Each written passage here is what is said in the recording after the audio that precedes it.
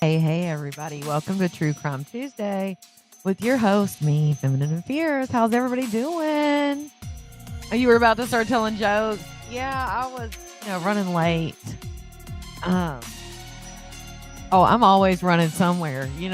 So I was trying to get home as fast as I could, but I did leave y'all hanging a little bit. That's why I love the text messages because um, you guys don't have to worry about it until you get a link. So hopefully those of you have gotten the app or you're using your email at least until I can try to figure out another email service. I'm definitely on the look for sure. You were right on time, beloved. Right on time. Thank you guys so much for supporting me in not only the malarkey but true crime as well. I like to always thank you guys because we all are nosy and we love some drama and some tea. But not everybody is a true crime person like me. Happy Nurses Day, Appreciation Day. Thank you. Thank you so much. I appreciate that. You were about to steal the van? Hey, you're cooking, so I can't comment, but I'm here. Okay. Appreciate that. Hey, Nicholas. Hey, everybody. Also, if you have texted me through the text service, I can't text you back. Like I'm getting your text, but I'm going to try to text some people back and see if it'll go to the app. But a couple people, like I've sent them messages, but I can tell they're not getting them. So maybe they haven't downloaded the app. I'm not sure. But let me see what this comment says. Yeah, make sure that you share me out. I know I never ask for you guys to share me out, but you may have some true crime people. Plus, with the malarkey, I never asked you guys. You didn't hear anything. Um, Plus, with the malarkey, I don't ask you guys to share because I wouldn't share that on my timeline. I love True Crime Tuesday just as much, if not more, than the malarkey. Yeah, I was just running behind a little bit. You came straight back. I was about to teach a class on pew pew safety. I love you, Marcy. All right, Facebook. If you're on Facebook, thank you, Vicky. Vicky said Happy Nurses Day. Thank you for all you do. Thank you so much. I hope everybody's having a great start to your week. If you're on Facebook, please go out of the live you're currently in, scroll to the next post. You'll see a link where you can just click it. It'll say, hey, I'm live, y'all. You can click that. You'll come right over here to YouTube. And if you want to get in on the live chat, you either have to be on your computer or you can download the YouTube app and you'll be right over here and able to talk to us and chat with us. It's always a good time in the chat. You guys know this. So let's get into a person had actually messaged me this first little story. Someone had actually messaged me and asked me to share this story because they are still looking for leads in this case. This is a hard story. It does involve a teenager, so just trigger warning. Her cause of death was not. I'm not sure about the cause of death, but what happened afterwards was not. Well, it's never great, but definitely is triggering. But someone did ask me to share this story, and this is a Native American little girl who she went missing, and they did find her remains in. Actually, I think they found them in late January of this year, but they did not, obviously know who she was until a couple weeks later. And so her mom actually, did her name was Emily, and her mom did this interview, and somebody reached out from Arizona and asked me if I would share this. So, of course, if it can bring justice for this 14-year-old girl named Emily Pike, she went missing in late January. I would love to be able to help the family, even if there's any tips. I know there's people, I'm sure, in Arizona that are here watching or that will watch on the replay. If you are watching on the replay, hashtag replay, let me know that you were here and sorry we missed you. But let's hear what the mom had to say about this. Hopefully it's not a commercial.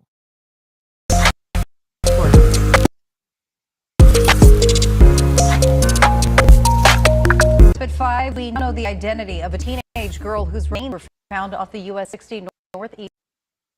The girl's family tells us she went missing from a group home in Mesa at the end of January. Now they're trying to help detectives find her killer. True crime correspondent here tonight. You spoke with her mother today. Boy, that's a tough conversation to have. It was maybe even worse than usual just because of how grotesque this crime is. It is horrible. The teenager's name is Emily Pike, 14 years old. Her mother told me she got the news just yesterday. She wants to know what happened between the time Emily disappeared at the end of January and Valentine's Day, when her remains were discovered in trash bags on the side of a dirt road. I wanted to say that I miss you so much, and I really hope I'll try to see if you can come visit me next time. Young teenage innocence. It's everything 14-year-old Emily Pike embodied to her family and friends. My daughter, she was a very happy and kind person. She liked painting, she loves art. Hang on one second. Facebook, I'm going to have to say goodbye to you. I know there's some of you guys over there watching, so I am going to turn Facebook off right now, and I hope to see you guys come over. All right, let's do that. I totally forgot. I gave the speech and forgot to turn it off. There we go. All right, here we go. She loves it all. Emily's mother, Cherletta, tells me over the phone her daughter was hoping to go to college and pursue her love of art. All changed in late January. Her case manager finally came a week later to say that she was missing. Emily's family lives on the San Carlos Apache Indian Reservation and tells me at the time Emily was living in a group home in Mesa. According to the Mesa Police Department, Emily was last seen alive on January 27th near Mesa Drive and McKellips Road, and the group home manager reported her missing.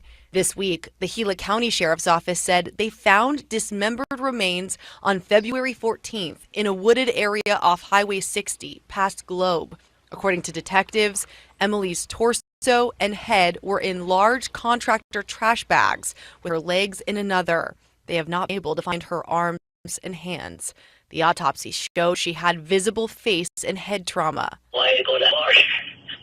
But she's just innocent. This is a baby. Pain that I would hope no other mother goes through. Her mom tells me detectives have relayed to her they're looking at 3 potential suspects, but she's hoping to learn more on that soon. Anyone with information at all is urged to call the Gila County Sheriff's Office, the Bureau of Indian Affairs, or the San Carlos Apache Tribal Police. One thing her mom told me, she was going to turn 15 in May. And these teens who are at risk in group homes to begin with, there's a lot going on in their lives, but we still don't know what happened, who she went with, and they're really trying to narrow down those final hours. Yeah, they're going to have to. I think now that they can identify that this was her, these are her remains, and pin down the last time she was seen alive. Now it's okay. Did anybody see anything or know anything in that time frame at the end of January? Who was she talking to? Had she met anybody maybe online or on social media? She was 14, young, but a lot of teens have these kind of apps. She ran away. Did she run away, and was there somebody off the 60 that may have picked her up? I don't know, and that's what we need to find out from investigators, but it's a multi-jurisdictional investigation now. You've got so many people involved, and it could be that one of them requests help from the FBI. It hasn't happened yet. Is the FBI involved? Not yet? Not yet. I talked to them and asked, but it's not uncommon for them to get involved in a major investigation like this when it's from tribal land and with somebody who is part of a tribe. Gosh, so many questions. Just devastating to hear the Completely. details of that. Brianna, thank you. So there's Emily Pike. Unfortunately, she did go missing and was found, but police are asking for anyone's help in, if they know anything or saw anything, anything like. They're just asking for any kind of clue. So prayers for Kelsey as well. Yeah, you got the Remind app. Good, because I know there's so many, right, the real ones are here, but there's so many that we're missing quite a few. And that's why even in my lives that I've been doing this week, since the text message thing's been messed up, it's been taking people a while to realize that I'm actually live. And I hate that, because I know if they had the text message and it went straight to their phone, they'd be here.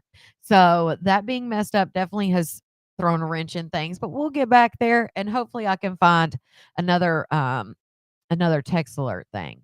She was battling some mental issues. Yes, she was. I have not been able to find where it specifically said that she was or why she was at the group home. And of course they call, any teenage teenager that had to go to a group home or that's in a group home is clearly, it's an at-risk teen, and they don't even know. Here's the thing that got me.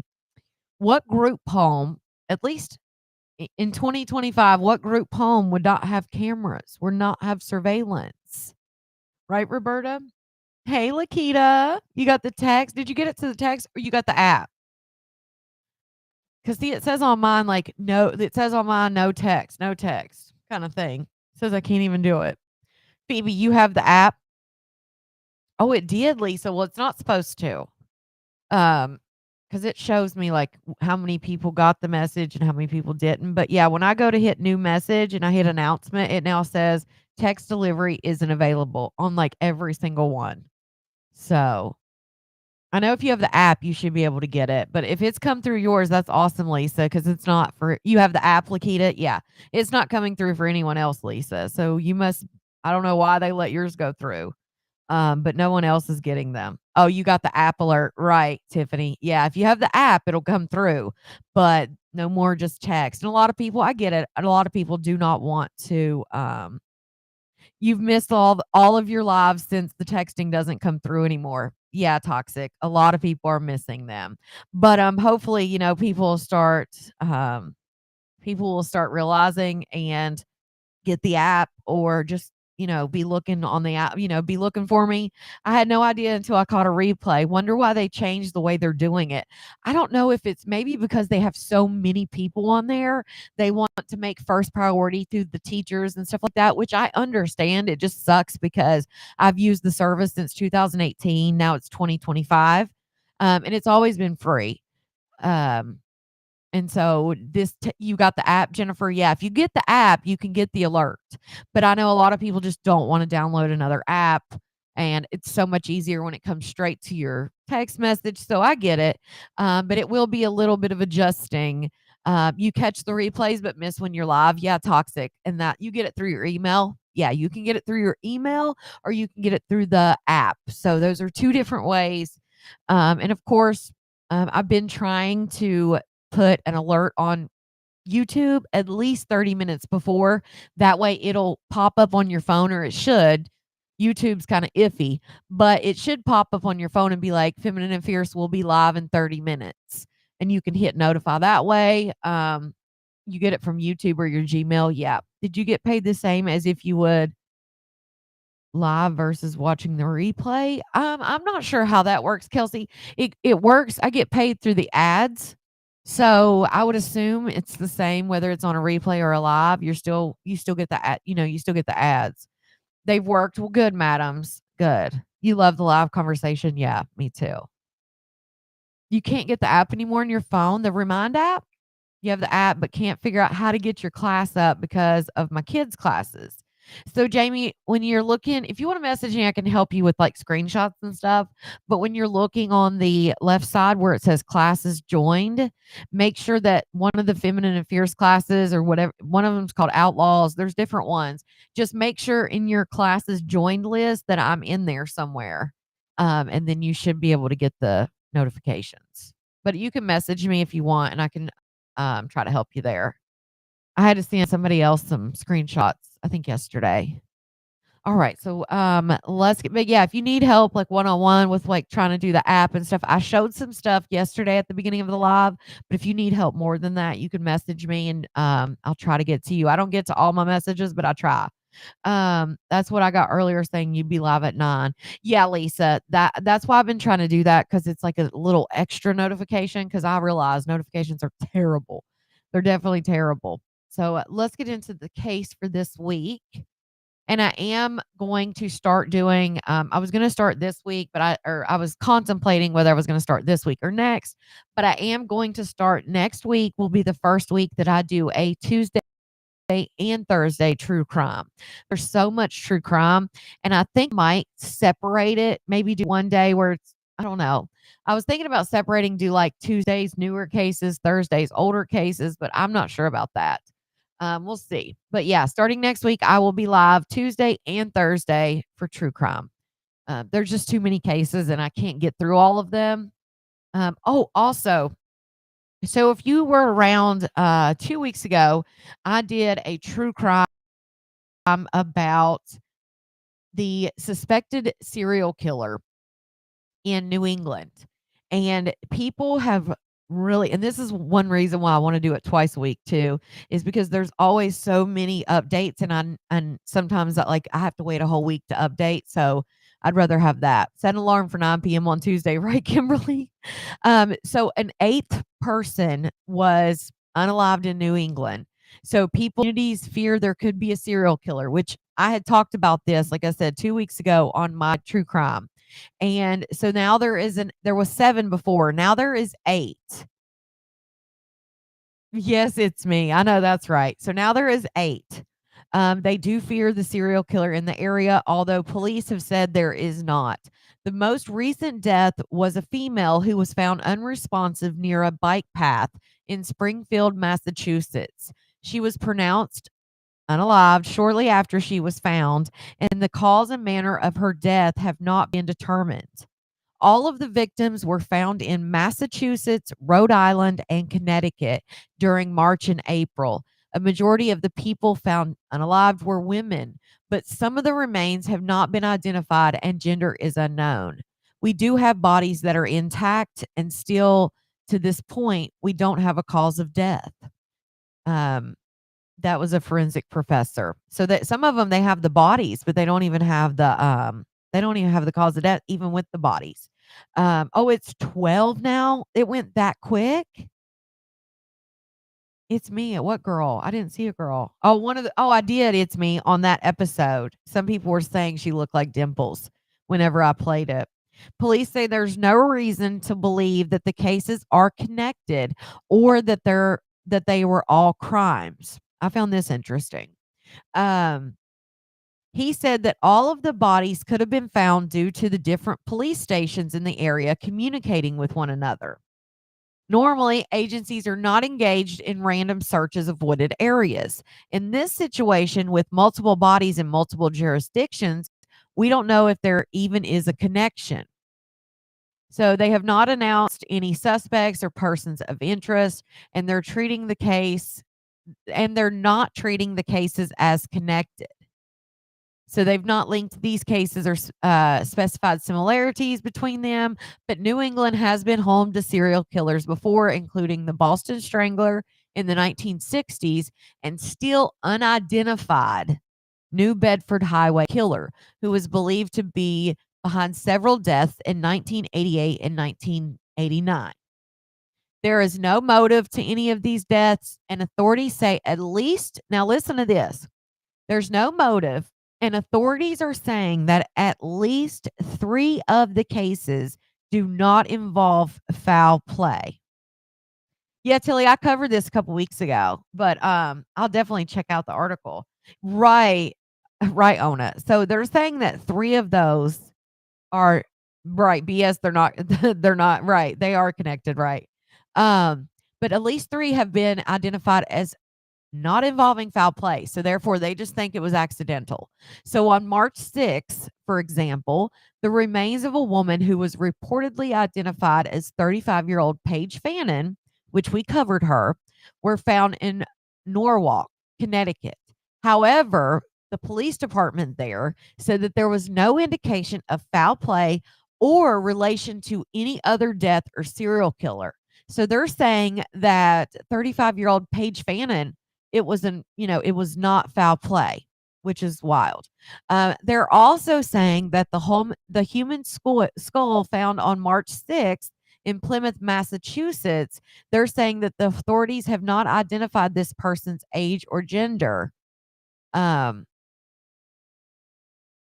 Wait, hold on. There's another one. My bad. Hold on.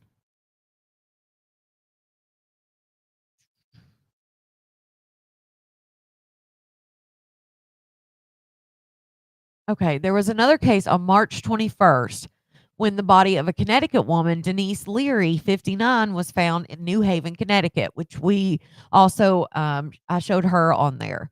She had been missing since September 2024. It says that it was inconclusive what caused her death, but they were able to say that it did not appear to be any trauma. Based on the circumstances where she was found and given everything we know about the investigation, there was nothing to indicate that she was offed. He had also reportedly said that Leary had dealt with mental health issues. So they're saying Denise Leary, Paige Fannin, neither one of them they're suspecting as being red rummed. So that's two of the ones that they identified. And then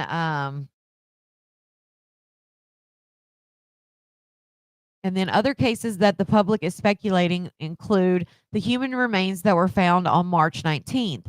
The remains were found in a suitcase near the cemetery. It is said that the investigator said the remains are between a 40 and 60-year-old, and they were left in mid-February.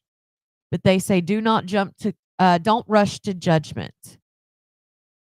So they're basically saying like all these cases that even though they found these bodies or whatever the case may be, that they are not thinking that a lot of them were even foul play. So I found that interesting. Sounds like they're hiding info, a lot of bodies though, to not be suspicious. Right. So you got 3 of them that they think, well, two of the ones that they identified right off the rap, Paige Fannin and Denise Leary, they're saying neither one of them are considered a red rum. And then they don't think the one in the suitcase was either. And I'm like, how does somebody get in a suitcase? You'll be back, Dawn? All right. All right. So let's get into tonight's case. I just wanted to update you on that. Obviously, Tilly said there's now 12. So I will grab all of that information and give an update, a little longer update on next True Crime Tuesday, just at the beginning. That way we can identify all of them and I'll have it all mapped out and stuff as far as like who they think isn't foul play, what they're saying about different ones. Because I just think that's wild. You find all those bodies in a similar area, like close proximity. You've identified a few of them. Now you're saying they aren't foul play. Even one in a suitcase may not be foul play. Like, and then you're just immediately saying, just like the Gilgo Beach murders, you're like that one guy, they were actually fighting about it, kind of feuding about, one of them said it was a serial killer, one said it wasn't. But the guy they just jumped to say, this is not connected. This is not a serial killer. It's wild to me. Like, I can understand saying we don't have enough evidence right now to say either way, but to jump and say it's not that, I feel like they should just zip it until they know.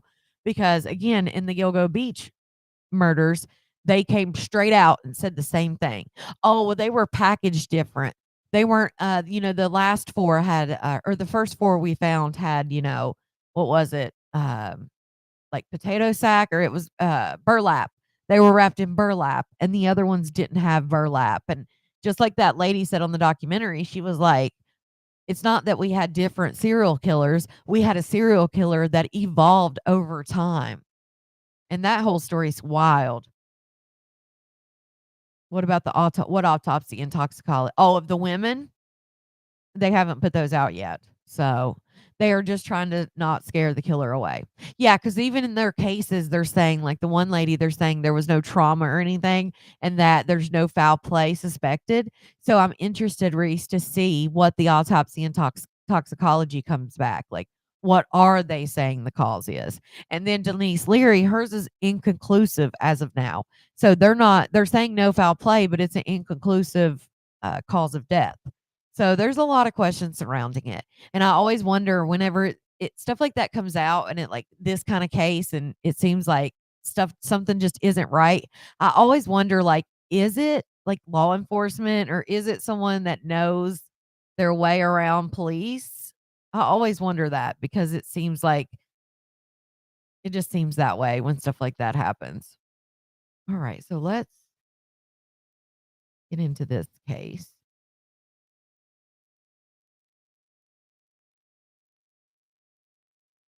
And I wanted this case because, of course, there's no justice has been done yet. If you know this case, please no spoilers in the chat. We do not like spoilers over here. All right, let's get into this video. Suicide by Pew, but they can't find the Tina, or that case we covered with the gobbles, where there was they called it a murder, a red rum suicide. I need to come up with different words, but they called it that, and there was only one pew pew at the scene, but yet the man and the wife were done with different pew pews, but they just closed the case and said, "Oh, there's nothing to worry about." Yeah, Laurel. Into this story here. March 13, 2019, 10:29 and 5 seconds.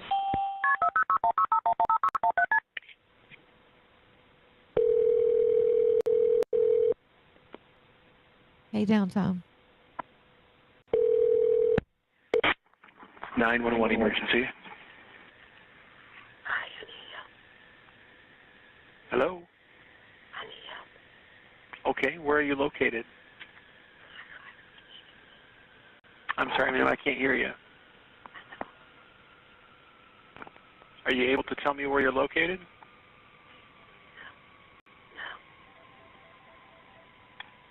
Are you at a...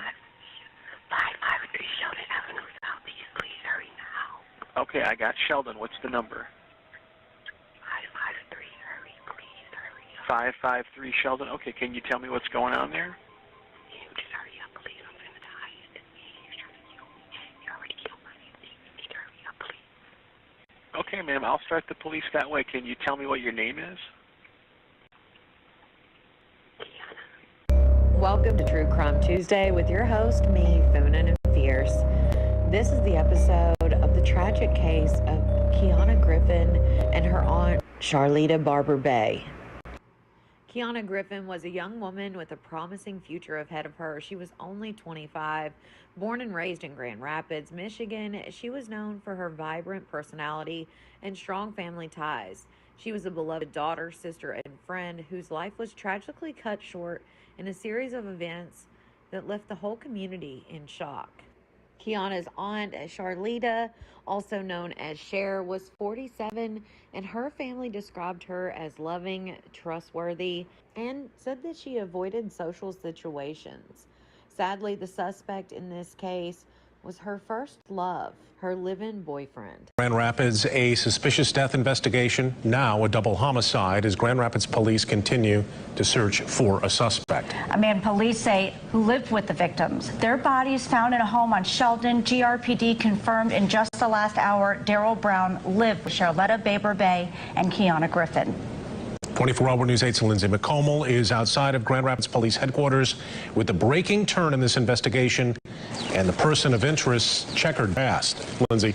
Yeah, that's exactly right. A big turn in this, still named as a person of interest, but we do know that he was dating Barber Bay, and no one has heard from him since someone discovered the victims' bodies yesterday. We learned that they were shot to death, so they now are trying to urgently find Brown. We've also learned that he has a violent criminal history. In 2006, he was charged with assault. A year before that, in 2005, I uncovered a disturbing case with allegations that a former live-in girlfriend made in court. And I do want to warn you that the details of this case are disturbing.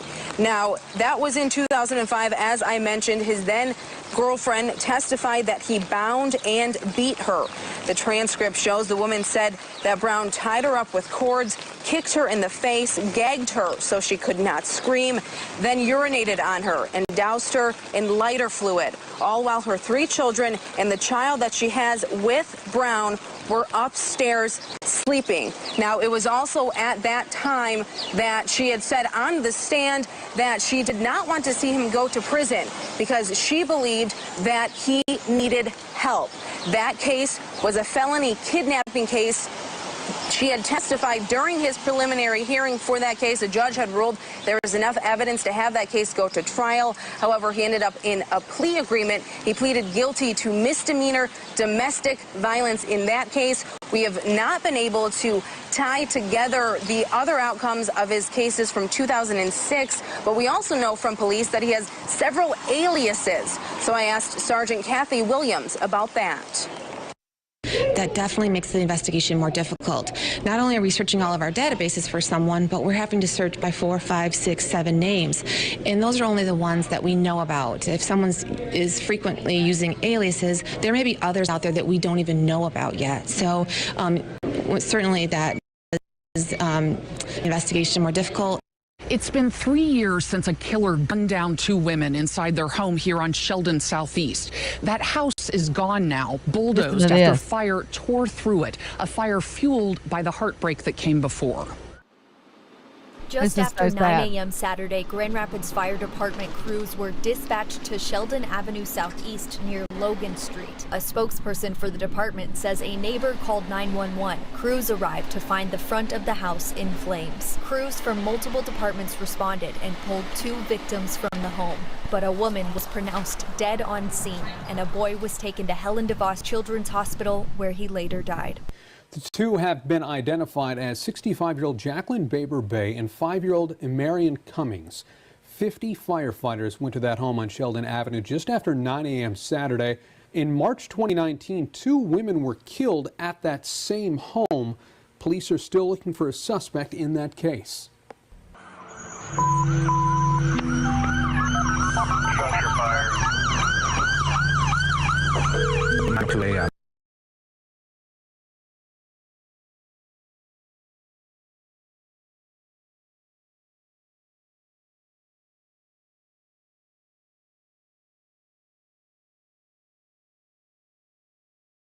The call came in. 911 emergency. The first arriving companies found a heavy volume of fire in the front of the house. There was no one standing out front, yet there was cars in the driveway. Oh, my bad, y'all. So it was a bad sign right from the start.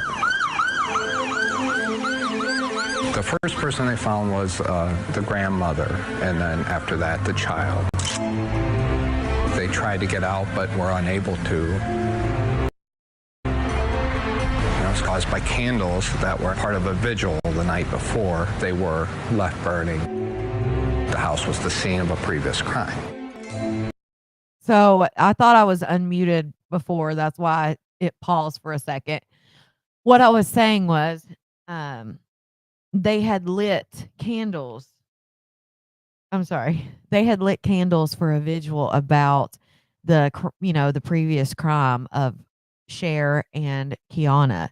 And they were, having a prayer vigil and they left the candles lit. And that's what caused the house to burn. How sad. I mean, how tragic. You have 2 people off in the house, and then you have a prayer vigil, what was it? 16 months later. And that happens.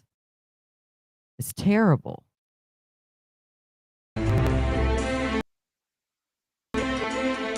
Wednesday, March 13, 2019, 10:29 and 25 seconds.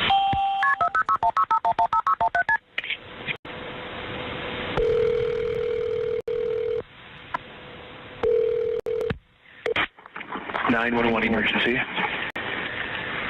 I need help. Hello? I need help. Okay, where are you located? I'm sorry, ma'am, I can't hear you. Are you able to tell me where you're located? No.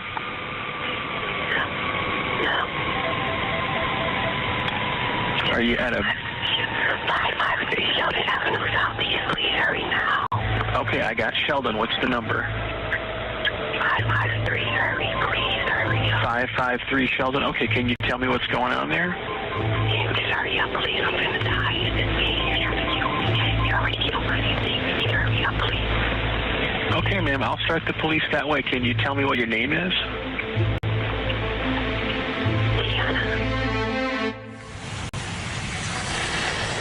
The 911 call ended seconds later and the police response began. The Grand Rapids officers who arrived on scene that morning had no way of knowing their actions over the next few minutes would soon come under intense scrutiny. Suspicious condition. We have a female whispering on the line that somebody's trying to assault her. This call looked interesting. That's why you want to join the fun? Trying to kill her. One of the officers wondered if the 911 caller had mental health issues. Sounds like she could be 96 too, you know. 7 minutes and 41 seconds after the 911 call ended, 3 Grand Rapids police officers knocked on the door at 553 Sheldon Southeast. 4 times they knocked, tried the doorknob, but found it locked. 1870, can you try to call back? 1878, there was no answer. They're trying to side door.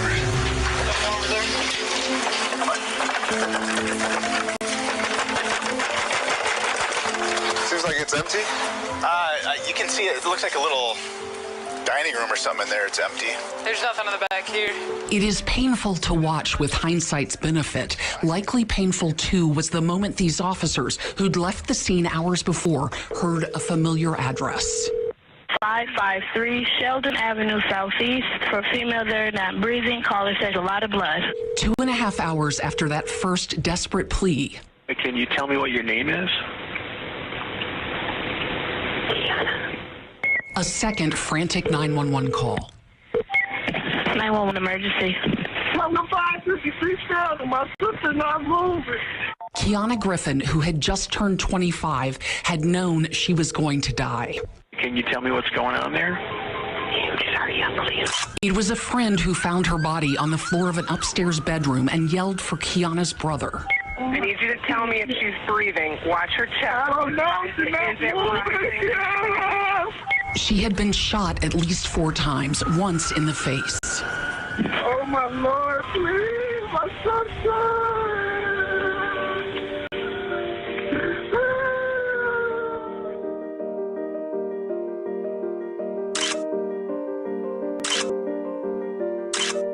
In another bedroom, police found Keyona's aunt lying under a blanket, an iPad still playing, propped up by a pillow beside her. Under the bed, police discovered a blood-stained roll of duct tape. Cherletta Baber had been shot in the back of the head. The 2 women lived at the home with its owner, Jacqueline Baber, who would later die in the house fire, and Cherletta's live-in boyfriend, unaccounted for after the murders. The family was devastated by the loss of 2 beloved members. During the investigation of the crime scene, the police discovered numerous shell casings and a bloodstained duct tape near Cherletta's body. They also found a box of shell casings and a gun discarded outside the house. The gun was later matched to the weapon used to kill both women. Upon investigating the gun's ownership, the police found that it was reported stolen the previous year by a woman who had a past relationship with Jay. The family described Jay as a reserved and kind man who had treated Cherletta well. However, they didn't know him very well, as he mostly kept to himself. He did not work and had no friends. As the police delved deeper into the case, they discovered that Jay's real identity was Daryl Demon Brown, a 45-year-old man with a troubled history. He had previously been imprisoned for failure to pay child support and had a record of assault on his ex-partner in 2005. Testimonies from his ex-partners revealed a violent and easily angered man. Daryl became the prime person of interest in connection to the murders of Keyona and Cherletta. Surveillance cameras around the crime scene captured Daryl on foot, approximately a mile away from the scene, around the time of the killings. He was also seen entering the Grand Rapids Children's Museum, where he claimed to know someone inside. However, he left after just 12 minutes. Later that day, he was spotted in a different part of town, but the police lost track of him. With no cell phone or social media presence, tracing his whereabouts became almost impossible. Despite their efforts, the police were unable to connect Daryl to the murders. However, they did issue a warrant for his arrest on stolen gun charges, hoping to bring him in for questioning. Unfortunately, Daryl remained at large. Nationwide search for a dangerous man has come to ATL right here in Atlanta. The FBI wants you to be on the lookout for 45-year-old Darrell Brown. Yeah, that's right. Now, this is a double murder investigation from Michigan, but authorities believe he may be headed to our neck of the woods. So let's get straight over to Ryan Kruger. Ryan, what do we know about this guy? All right, so Ron and Aisha, he has not been called a suspect yet, but here's what we do know. He lives with the two victims. He has a history of domestic violence, and the authorities are telling me he has relatives right here in this area, which is why they're telling the public to be on alert. Almost 2 months have passed, and the memorial still stands in front of the Grand Rapids, Michigan house where tragedy struck. She was just different. And like for her to die like that, it's like people wouldn't believe that, because I still don't believe it. Tia Jackson lost her best friend, 25-year-old Keyona Griffin. On March 13th, police discovered the bodies of Griffin and her aunt, Cherletta Baber Bay. They had been shot to death. Immediately, investigators started looking for Baber Bay's live-in boyfriend, Darrell Brown. You believe he did it? Oh, I know it. It's not a belief. I know he did it. Grand Rapids police tell me Brown has strong family ties to the Atlanta area, and they believe he may be hiding out here. This is a mugshot from a 2005 domestic violence arrest where he was accused of assaulting his girlfriend at the time. And these are surveillance photos taken the day of the double murders and the last time he was seen. They might as well go on and give him up, because ain't no hiding that, because he gonna get his whether he want to get it or not, because karma is crazy. Now, Darrell Brown is known to have a couple of aliases. Sometimes he goes by the name Jay, sometimes he goes by the name Marcus, Aisha. All right, so he's not charged with murder in this case, but he is facing some charges. Yeah, so right now the only charges he's facing, concealing a stolen firearm. He does have a nationwide order out there, so if he's picked up anywhere in the country, he's going to be extradited back to Michigan. All right, thank you so much, Ryan. With more investigation, the police were confident that Daryl was an accomplice in the double murder case. The prosecutor gave a warrant for arrest in Darrell Brown's name and charged him with 2 murder counts. They eventually extended the search to nationwide after Daryl was spotted in many different locations across the country. A $25,000 reward was also made available for anyone with information leading to Daryl's arrest. However, Daryl still walks free, possibly hiding in plain sight. The detectives launched a manhunt for the suspect, who they believe fled the state after committing the crimes. The Grand Rapids Police Department declared him one of the country's 15 most wanted criminals in July 2021. They believe he could be hiding in Georgia, Arizona, Ohio, or Wisconsin. This man blindsided all of us. The couple was apparently very private. They spent most of their time alone in their room. Jay spoke to the others rarely. He did not use social media, and no one had his phone number. Further searches of the house on Sheldon Avenue uncovered more about this mysterious Jay. A shoebox stored in the back of Cherletta's closet had a collection of letters between herself and an inmate. Each letter in the jail mail is signed Jay. In one of the letters, Jay explains to Cherletta that his real name is Darrell Brown. The single available photo of Jay was sourced by police from a previous arrest dating to 2013. A neighbor then confirmed that inmate Darrell Brown was indeed the man that they knew as Jay. Armed with the missing man's real identity, police began to piece together parts of the 45-year-old's past. We spoke to the victim's family in 2020, gathered on that doomed front porch, candles in view. The family matriarch was still among them then, unaware of the second deadly tragedy that loomed. Jacqueline described her 47-year-old daughter, Cherletta, as her rock, a sweet, giving soul who had always been shy. She didn't have any boyfriends really during high school, so this was her first, kind of someone who paid attention to her. And at first he seemed nice. Jacqueline said the day of the murders began like any other. I leave the house at 8 o'clock in the morning. Everything was fine. The family's focus for the 2020 interview, finding the killer and holding police accountable. But then you have someone calling you saying someone is trying to kill me and you won't knock down the door. You don't know. She could have been tied up in this house. Anything. It was, quiet and the doors were locked. Grand Rapids Police and Kent County's prosecutor defended GRPD's response to Keyona's 911 call, explaining officers saw nothing at the house that gave them legal cause to break in. When there's no blood, it's a shut-up house. The house is a very protected Fourth Amendment. You got to have some pretty good reasons to go in, and there got to be something that drive them more than just a phone call. They didn't care. They was here a minimum of 3 minutes, and they went on about their happy way. And then at 1 o'clock or so, you get another call and to the same house. And the same officers come here, come now back. you got to bring my family out in body bags because you didn't care at 10 o'clock. Police had given the killer a 3-hour head start, said the victim's family. Cherletta's boyfriend, Darrell Damon Brown, had lived in the home on Sheldon for at least 2 years by then, but the family knew him only as Jay. People knew him, but knew he was there, but didn't really know much about him or anything like that. He was kind of a phantom. But a phantom who left a very visible trail. In an alley behind the home on Sheldon, police said they found a hastily tossed box of ammunition with 8 rounds missing, and in a plastic bag, a 9mm pistol, later matched to rounds at the crime scene. Even as police searched for evidence, surveillance cameras caught sight of Brown on foot a mile north of the crime scene. Among his stops post-murder, the Grand Rapids Children's Museum. Watch as he walks with purpose to the front desk, repelling workers he knew someone inside before exiting 12 minutes later. Soon after, it seems Darrell Brown vanished. The unusual part about it is how he's been able to just completely disappear. U.S. Marshals believe Brown fled the state and may be getting help from associates or family. We tried to ask them ourselves. I'm working on a story about Darrell Brown. Was hoping to talk to you about him. I'm sorry, what'd you say? Get away from my door. Thank you. Darrell Damon Brown, now 48, grew up in Grand Rapids, but U.S. Marshals say he also has relatives in Wisconsin, Arizona, Georgia, and Ohio. There's a $25,000 reward for information that leads directly to his arrest. And a plea tonight from the family of 2 Grand Rapids women shot and killed in their home. It's been nearly 3 years since the double murder on Sheldon Avenue, yet their suspected killer remains on the run tonight. But Target 8 investigator Susan Samples tells us that the victim's family... Okay, so he is still, these reports were these were 3 years, these were 3 years ago.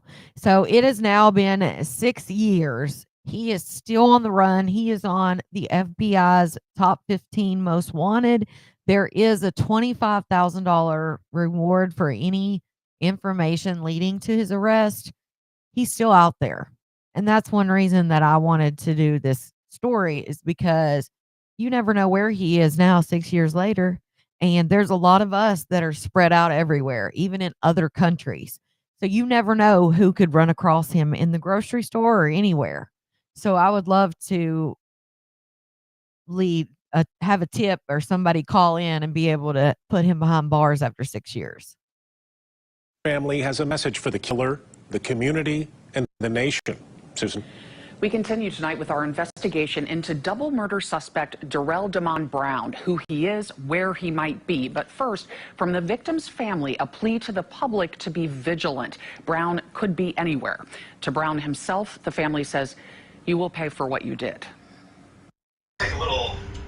They could not have sat here 3 years ago. Too raw was their grief over losing 47-year-old Cherletta Bay, a sweet and gentle soul, and her 25-year-old niece, big-hearted and bubbly, Keyona Griffin. But on this day, this family fought through it, wanted to see the first airing of the 911 call Keyona made 2 hours before her brother found her and Cherletta shot dead.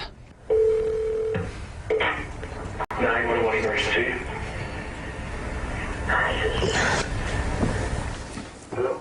It is excruciating, but not talking about the loss, not speaking out, is not an option, says this family, because the man police say murdered Anya Griffin's daughter and sister is still out there walking free 3 years later. Someone knows something, because he had to have help. It's not if he gets caught, but when he gets caught. He can't run forever. He is 48-year-old Darrell Damon Brown, Cherletta Bay's live-in boyfriend. And while no one liked that he did not have a job, the family said they saw no sign he was violent. And some people say he was a little strange, he was a little different, but they said that about my sister too. She was quiet, she wasn't a social person.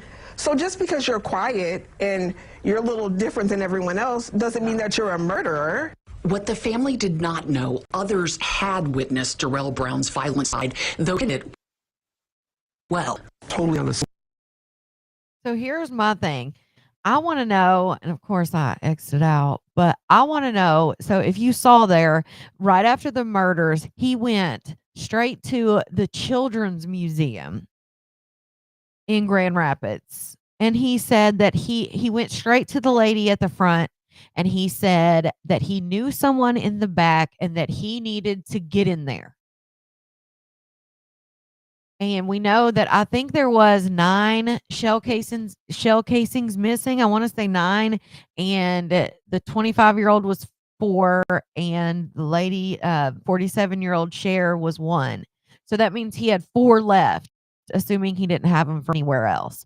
So I'm wondering who was in there. Like, why would they be able to find out who's in there, or have they found out? Was it one of his kids, because he did have children? And I'm just wondering, was he going there to do that to other people? Because he went straight in. He told the lady at the front desk that he knew someone back there in the Children's Museum, and that they wouldn't, I'm assuming they didn't let him in because he left. And that's the last time he's been seen on camera anywhere. So I'm just, that makes me so curious as to who he knew back there, if anybody, or what was his motive to get in the Children's Museum. I just feel like there had to be one. But they said that about my sister too. She was quiet, you know, she wasn't a social person. So just because you're quiet and you're a little different than everyone else doesn't mean that you're a murderer. What the family did not know, others had witnessed Darrell Brown's violent side, though he hid it well. Totally unassuming, totally mild-mannered.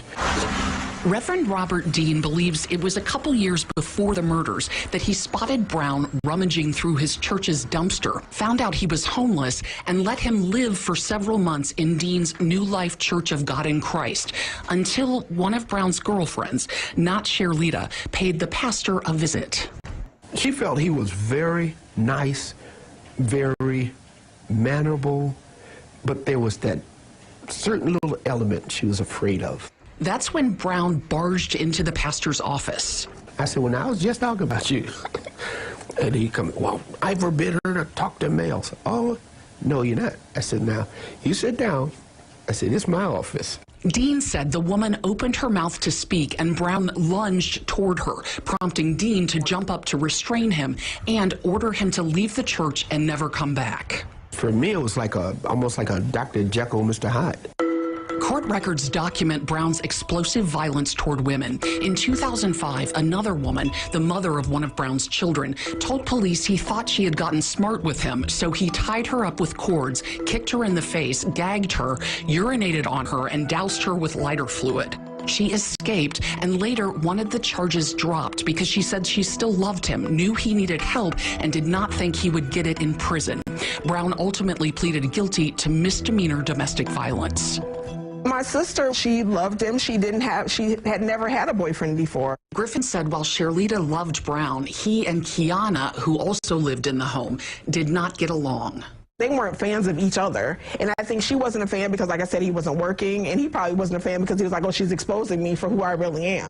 Now, the family wants justice for Keyona and Cherletta and hopes someone will spot Brown and report it to the U.S. Marshals or 911. You know, every day in my purse, I carry Keyona's high school diploma. Because that's like her last and greatest accomplishment. There'll be no grandkids, you know. And it's just not fair, you know, that he's free and he shouldn't be. Darrell Damon Brown is still on the run tonight, wanted in the shooting deaths of his girlfriend and her niece. Target 8 investigator Susan Samples has new details from the department's investigation into its own actions that day. One of the biggest questions in this case has been, after Keyona Griffin called 911 to say her aunt had been murdered and she would be next, why didn't police do more when they came to the home? This internal affairs report I obtained has that answer to a degree, and it involves 5 crucial words police say the 911 dispatcher just didn't hear. 911 emergency. Hi, I need help. Hello? I need help. It's clear the 911 call taker strained to hear Keyona Griffin's terrified whisper that day in March 2019. Okay, where are you located? I'm sorry, ma'am, I can't hear you. He managed to get her address, 553 Sheldon Southeast, and her name, Keyona. But listen carefully to Griffin's next words. It was that sentence the Internal Affairs report said the dispatcher missed. The report reads, "It should be noted that investigators realized a whispered statement was missed by the 911 call operator. The statement, 'He already killed my auntie.' That information was not in the call for service," said the report, or relayed to the responding officers due to the fact it was not heard by the call taker. In other words, police on scene knew only that the caller said someone was trying to kill her, not that someone was already dead. This call looked interesting. That's why you want to join the fun? 3 officers spent 3.5 minutes knocking on doors, trying doorknobs which were locked, looking and listening for signs of trouble inside. 1878, can you try to call back?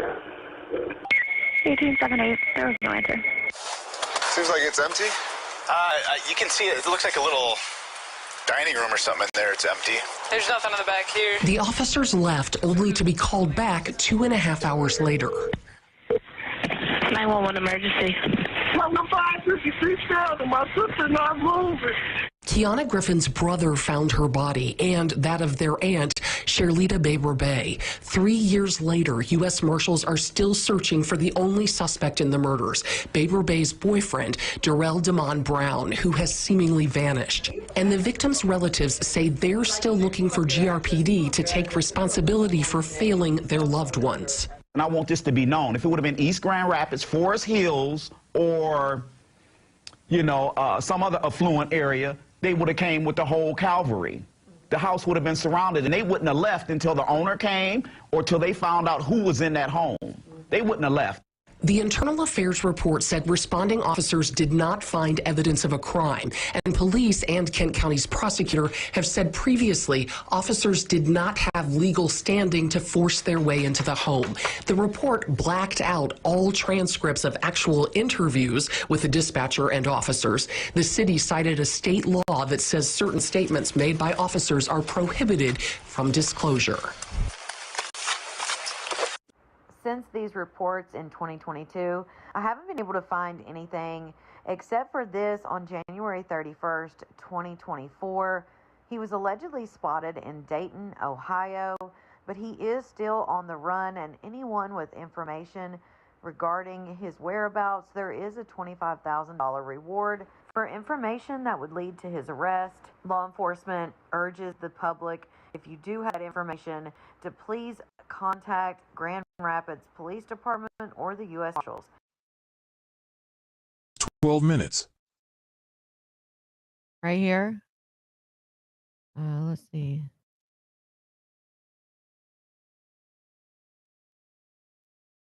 Trying to see if I got a better shot of him in the, because he's on, I think that.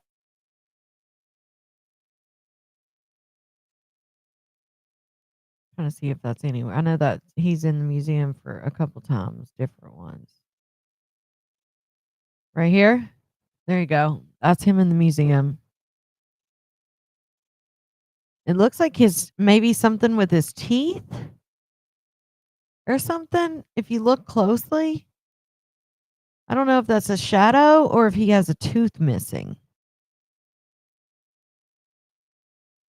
So obviously she was writing him in jail, and he told everybody his name was Jay, but he has like 7 or 8 aliases that they know of. And so that's why that one lady at the beginning was like, it's made it very difficult because we not only have to put in his name, but we have to put in every alias that we know of, and he could be using a different alias. It's legitimately going to take someone seeing him, in my opinion, and knowing it's him, if he even comes out at this point. I mean, he's probably so paranoid at 6 years. I would be shocked if he's still in the U.S., he's dumb, which clearly he's not the greatest person for doing what he did. But he's obviously not very smart if 6 years after this and knowing that he's on the top FBI list. I mean, I don't know how he would get on a plane or a boat. He'd have to do it either under somebody's name or something. I don't know. But hey, Teresa, it is hard.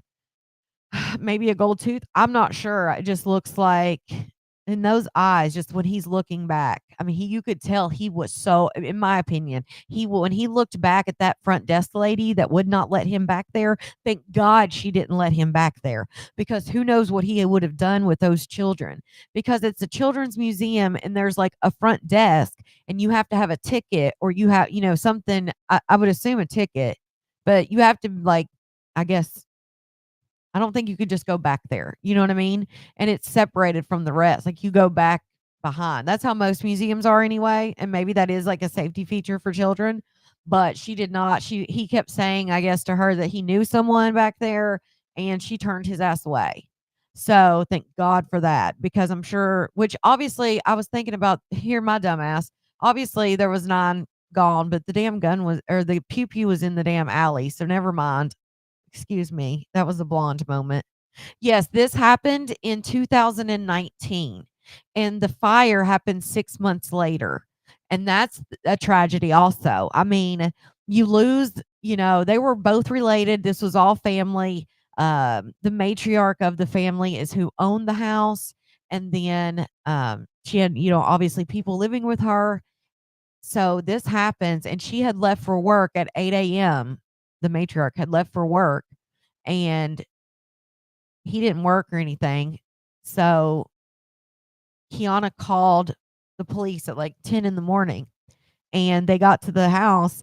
And because the dispatcher did not hear the words, my auntie, the dispatcher did not relay those words to the police. So when they got there, they didn't have probable cause, and they had already got it in their mind that this was a mental health thing, and that the woman on the phone was basically in some psychotic episode or psychosis, thinking that someone was after them, and they were paranoid. So that's why, in my opinion, when he gets on the scene, the girl goes, "You ready to join the fun?" Because sure, if the dispatcher had dispatched this correctly, in my opinion, if the gravity of the situation, like, I'm not a 911 dispatcher, but listening to her on that phone, now hindsight's 2020, and we obviously know what we know now, so we know that she was in a dire situation. But hearing her on that phone, and she's whispering and telling you, like, she's getting, and even if you didn't hear the part about the aunt, you still heard her say, I'm fixing to be offed. He is going to off me. And what's crazy is I don't understand why they didn't ask who's after you and try to get some information, like, while the police were, which she hung the phone up. I'm sure she was scared, and he probably found her after that. But and she may have already been gone by that point, but he could have been in that house, because they said the reason that they didn't do anything is that they knocked, they waited 3.5 minutes, they knocked everywhere, looked everywhere, they didn't hear anything, the dispatch kept calling back. That's another red flag. Dispatch was calling back, nobody was answering. So he may have even if she was already, not with us any longer, he may have been in that apartment still. He may have waited until they left after 3.5 minutes and then left himself, because it was hours before before the brother found them upstairs. The best friend, I think it was the best friend, and the brother had basically, like, hadn't heard from them or whatever. And so it was hours in between the phone calls, the 911 calls. And I can imagine what the officers thought when they got another phone call saying, "Come now, she's not moving." I'm sure, hopefully that hit them in the chest where it should have, and they said, "Holy shit." But they did an internal affairs thing, and that was what they basically said. It was because they didn't hear that one sentence. They didn't have probable cause to, like, kick the door down. But I don't know. If that's not probable cause, I don't know what is. They need to change that, because somebody saying, "I'm getting ready to be," that should be enough in itself right there. Even if you show up and you can't hear anything, How do you know that they're not how do you know they're not being subdued to not say anything? Like, is a victim that's being held hostage supposed to scream? I'm sure they have some type of weapon saying scream and you're done for before they can get in here. Like, come on, there's got to be more training or more something because that should be enough in itself. The other sentence they missed allegedly should not have mattered in my opinion.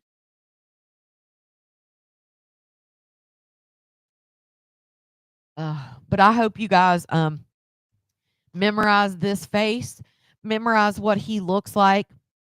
He is, let me give a good description here. Let me look at this. Because the picture they showed was 2013 from a prior arrest. So this in the museum is the most updated that they have, is, what he looks like here.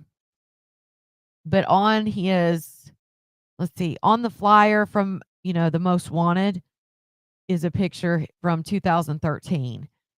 He's been wanted since 2019 from Michigan in a double red rum. He was born February 3rd, 1974.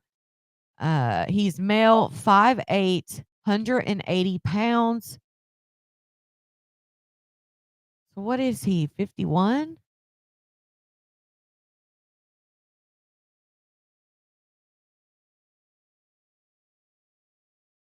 Yeah. So he's 5'8", 180 pounds, unknown if he has any scars or tattoos. Some of the aliases that he goes by are J.J. Robinson, Jay Johnson, Marcus Wright, Michael Richardson, obviously Daryl Demon Brown, spelled Demon. I found that interesting that his middle name is Demon, which is spelled like demon. He's wanted, obviously, for his girlfriend and her niece, which occurred in Grand Rapids. Both victims were pew-pewed multiple times. He's believed to have fled Michigan immediately after. Investigators believe he's receiving assistance to continue to elude the authorities. So, yes, he is still wanted. Date of the photo was 2013. So, date this photo here. Let me show you. Oh, where'd it go? Here, it's at the end. This photo here that's on there. And also there is a little QR code, I guess, at the bottom of the flyer. But that's what I was reading from right here. But of course, like I said, this picture right here is 2013. So he was a little bit younger then, than he was in the museum. Because the museum picture is from 2019. So nobody has seen him.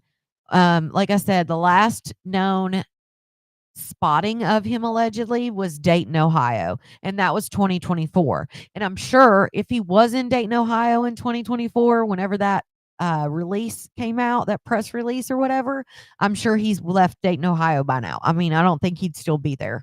So they think he's getting help from family and things like that. So if you see him, obviously he's supposed to be armed and dangerous. Do not approach. Get his location, and call it in. So I hope to, bring awareness, continue to bring this case up just because they have not solved the case. And he is still, they solved the case, but he's still out there on the run.